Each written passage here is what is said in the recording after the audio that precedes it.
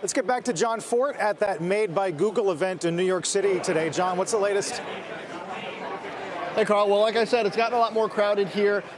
Phones tend to be the flagship item, but I want to talk about both phones and laptops. Once again, here's the Pixel 4. There's also the Pixel 4 XL. You can see it's running one of our favorite websites here. You get a sense of the bezel, OLED screen, multiple cameras on back. All of that's become standard at this point. But where is Google stacking up against the competition? In the U.S., the argument is out there from some researchers that they're number 3 overall, that they're growing the fastest, but they're way behind Apple and Samsung. Globally, they're not even really on the chart. There are a lot of Chinese smartphone makers that are doing much higher volume than they are. So the question is, I think, what is success in this sort of market environment? It used to be hardware was just a quagmire because you have such potential to lose real money. There are inventory and logistics headaches and whatnot. But now we have some companies that are these huge, nearly trillion-dollar colossuses that can look at hardware as part of an ecosystem play.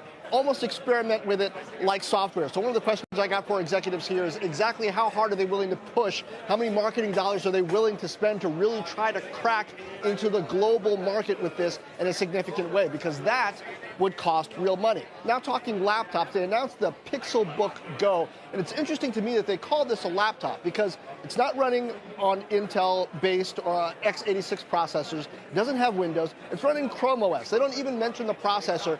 Now they're calling this a laptop. Years ago, they would have called it maybe a netbook, maybe a Chromebook, but they're calling this a laptop. It shows how that space is evolving. They're planning to charge $649 for it. They're touting its 12 hours of battery life, very similar to the language that Microsoft was using just days ago at its event, where frankly it had a very similar lineup of talking not about phones, but about Internet of Things type devices, talking about laptops, talking about how artificial intelligence plays into all of this. It seems actually like the bud is becoming also a common accessory that they like to talk about. Microsoft announced one.